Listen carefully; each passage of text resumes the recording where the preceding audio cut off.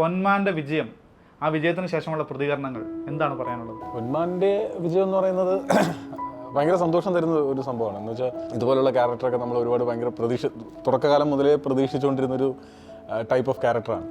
പ്രത്യേകിച്ച് ബ്രൂണോ എന്നുള്ള ക്യാരക്ടർ. ഞാൻ മുമ്പ് പറഞ്ഞിട്ടുള്ള പോലെ ഞാൻ ഇത് വായിച്ചപ്പോഴേ എനിക്ക് ചെയ്യണമെന്ന് ആഗ്രഹം തോന്നി.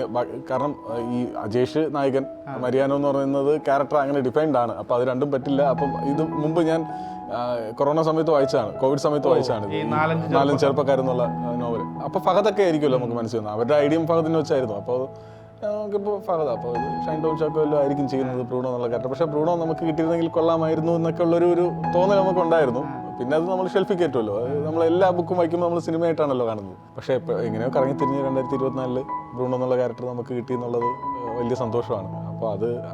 അപ്പോൾ ഈ കഥ വായിച്ചിട്ടുള്ളതുകൊണ്ടും പിന്നെ നമ്മുടെ സംവിധായകന്റെ ജീവിതത്തിൽ നടന്നൊരു കഥ, അതിൻ്റെ ഒരു പാർട്ടും കൂടെയാണ് ഈ സിനിമ. അപ്പോൾ അദ്ദേഹത്തിന് ബ്രൂണോയെ പറ്റി കൃത്യമായിട്ടുള്ള കാഴ്ചപ്പാടുണ്ട്. അപ്പോൾ അദ്ദേഹം ഇങ്ങനെ എപ്പോഴും പറഞ്ഞുതരും. നമ്മൾ ബ്രൂണോയെ പറ്റി ഒരു സംശയം ചോദിക്കുന്ന ബ്രൂണോയുടെ കഥ മൊത്തം പറയും. അപ്പോൾ ഓരോ സമയത്തും നമുക്കൊരു ഇതുണ്ടെങ്കിൽ ബ്രൂണോയുടെ കഥ മൊത്തം പറയും. അപ്പോൾ അങ്ങനെ പറഞ്ഞ് കേട്ട് ബ്രൂണോ മനസ്സിൽ അങ്ങനെ പതിഞ്ഞു. അപ്പോൾ അതിൻ്റെയൊക്കെ കൂടെ ആയിരിക്കാം നല്ല രീതിയിൽ ചെയ്യാൻ പറ്റിയെന്ന് വിശ്വസിക്കുന്നു. അപ്പോൾ അതിന് നല്ല റെസ്പോൺസും ഉണ്ട്. ഈ പറഞ്ഞ പോലെ നമ്മളൊക്കെ ആരാധിക്കുന്ന കുറെ ആൾക്കാരൊക്കെ നമുക്ക് അനുരാഗ് കശ്യപ് അടക്കം, വിക്രം അടക്കം, ഒരുപാട് പേര്, മഞ്ജു ചേച്ചി അടക്കം ഒരുപാട് പേര് മെസ്സേജ് അയക്കുകയും എനിക്ക് പേഴ്സണലി മെസ്സേജ് അയക്കുകയൊക്കെ ചെയ്തിരുന്നു. അപ്പോൾ അതൊക്കെ ഭയങ്കര സന്തോഷം ഉണ്ടാക്കുന്ന കാര്യമാണ്.